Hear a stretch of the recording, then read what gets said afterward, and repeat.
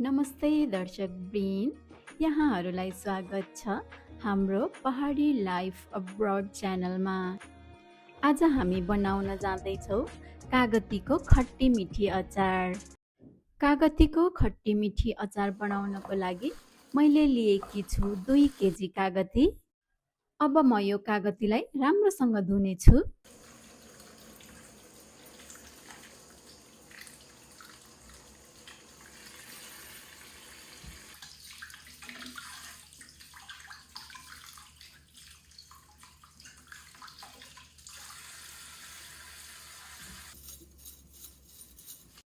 कागतीलाई धोइसकेपछि सुक्खा रुमाल लिएर राम्रोसँग पुछ्ने।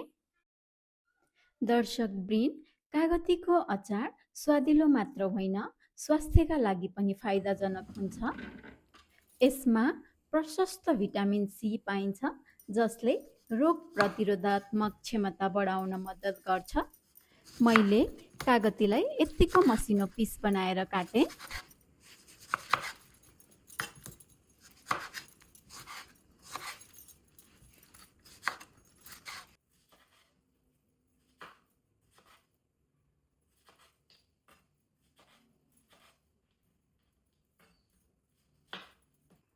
कागतीलाई काटिसकेपछि यसभित्र रहेको यो बिउहरू निकाल्नुपर्ने हुन्छ।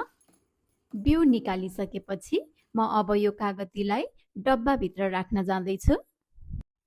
दर्शकवृन्द, अचार लामो समयसम्म सुरक्षित र स्वादिलो राख्नको लागि प्लास्टिक भन्दा सिसाको जार प्रयोग गर्नु राम्रो हुन्छ। मैले 2 केजी कागतीमा 3.5 चम्चा नुन राखेकी छु। हजुरहरूले आफ्नो क्वान्टिटी अनुसार राख्नुहोला। नुन राखिसकेपछि मजाले मिक्स गर्नुपर्ने हुन्छ। नुन मिक्स गरेपछि राम्रोसँग ढक्कन लगाएर अब हामीले यो जारलाई बिहानदेखि बेलुकासम्म घाम पर्ने ठाउँमा 2 हप्तासम्म राख्नुपर्ने हुन्छ।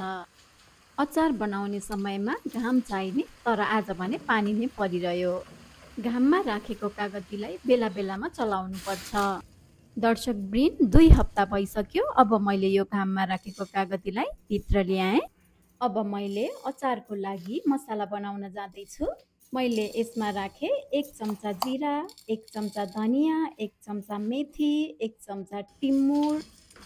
मसलालाई हल्का बास्ना नआउन्जेल राम्रोसँग भुट्ने। मैले मसलालाई ओखलीमा खस्रो गरेर पिस्दैछु। हजुरहरूसँग ओखली छैन भने ग्राइन्डरमा पनि खस्रो बनाएर पिस्न सक्नुहुन्छ।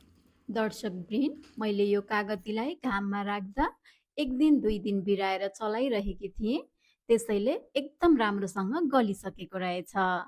अब हामी यो कागतीलाई जारबाट निकालेर चिनीसँग पकाउने छौँ। यदि हजुरहरूलाई गुडको स्वाद मनपर्छ भने गुड पनि प्रयोग गर्न सक्नुहुन्छ। मैले अघिको कागतीलाई छुट्टाएर त्यसको रस भाँडामा खनाएँ। 2 बटुका चिनी पनि राखेँ। अब हामीले राम्रोसँग चलाई यसलाई पकाउनु पर्ने हुन्छ। दर्शकवृन्द, गुड जहिले पनि चिनीभन्दा राम्रो विकल्प मानिन्छ, तर मेरो नजिक गुड नपाएर मैले र सुगर ल्याएकी थिएँ।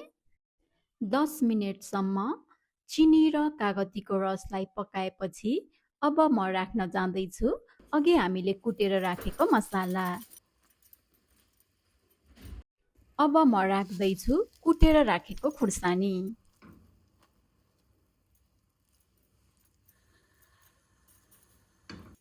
अब मैले राखेँ राम्रो र रातो कलरको लागि काश्मिरी मिर्च।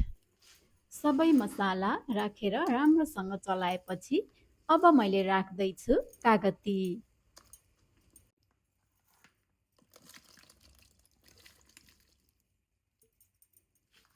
20 मिनेट जति पकाएपछि अब मैले राख्दैछु कालो जिरा र ज्वानो। 1 चम्चा कालो जिरा र 2 चम्चा ज्वानो।